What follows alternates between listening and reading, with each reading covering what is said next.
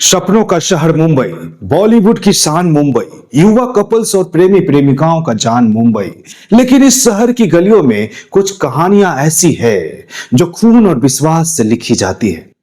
16 मई 2025 की वो काली रात, जब मलाड की एक झुग्गी में 2.5 साल की मासूम की चीखें हवा में गूंजती है और फिर हमेशा के लिए खामोश हो जाती है।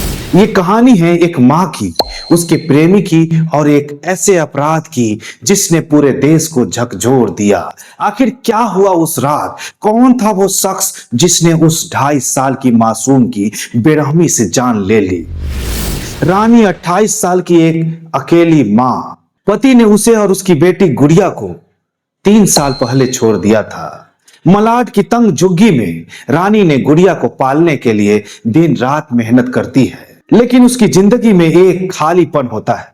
वह अकेले अपने नवजात बेटी के साथ आहें भरती रहती है, अपने भाग्य पे रोती रहती है। तभी उसकी जिंदगी में रमेश यादव नाम का 27 साल का ही एक युवक का आगमन होता है।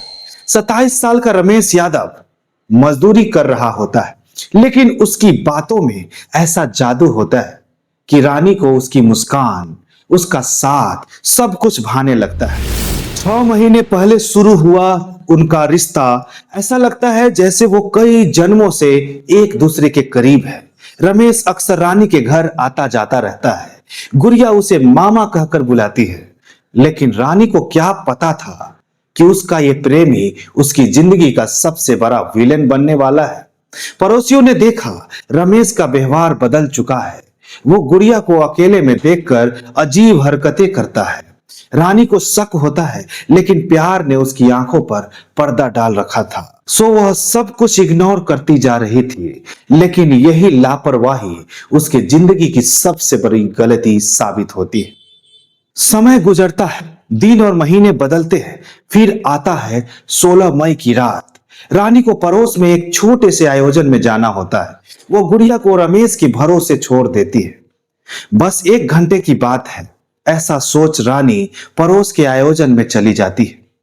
लेकिन दोस्तों, वो 1 घंटा गुड़िया की जिंदगी का आखिरी घंटा बन जाता है। रमेश मौके का फायदा उठाता है। वह मासूम गुड़िया के साथ रेप की घिनौनी हरकत करता है। गुड़िया की चीखें झुग्गी की पतली दीवारों में गूंजती है, लेकिन बारिश की आवाज में सब दब जाती है। अब रमेश के जेहन में इस बात का डर पैदा हो जाता है कि गुड़िया रो रो कर उसकी काली करतूत की कहानी सबको बता देगी। उसने अपनी क्रूरता को छिपाने के लिए गुड़िया का गला दबा देता है। रमेश शव को एक पुराने गत्ते के डब्बे में ठूंस देता है और उसे पास के नाले में फेंक देता है।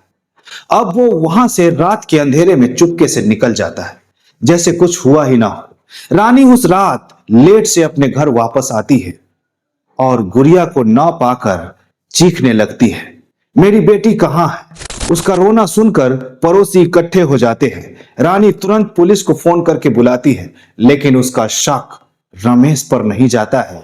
वो सोचती है रमेश तो रात को चला गया था, लेकिन एक पड़ोसी पुलिस को बताता है कि उसने रमेश को रात में कुछ भारी सामान खींचते हुए देखा है।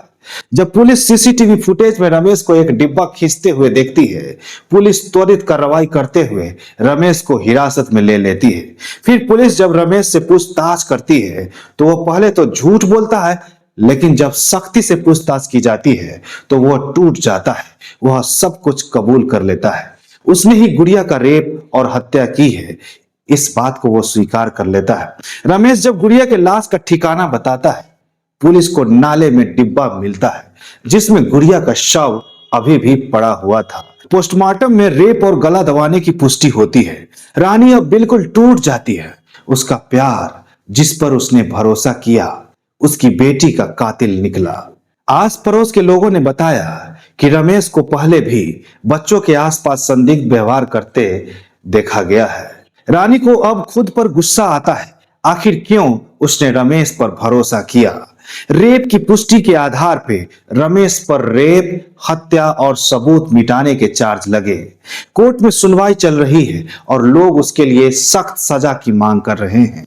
ये कहानी सिर्फ एक अपराध की नहीं है, बल्कि एक माँ के भरोसे के टूटने की है। ये हमें सिखाती है कि अपने बच्चों की सुरक्षा के लिए हमें कितना सतर्क रहने की आवश्यकता है।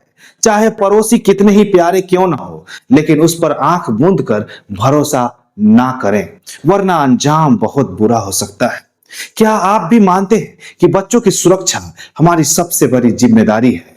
कमेंट में जरूर बताएं और इस वीडियो को शेयर करें ताकि गुड़िया की कहानी हर उस इंसान तक पहुंच जाए जो बच्चों को सुरक्षित रखना चाहते हैं। दोस्तों, अपराध और अपराधी से भरे इस दुनिया में खुद का और अपने परिवार का पूरा ध्यान रखें।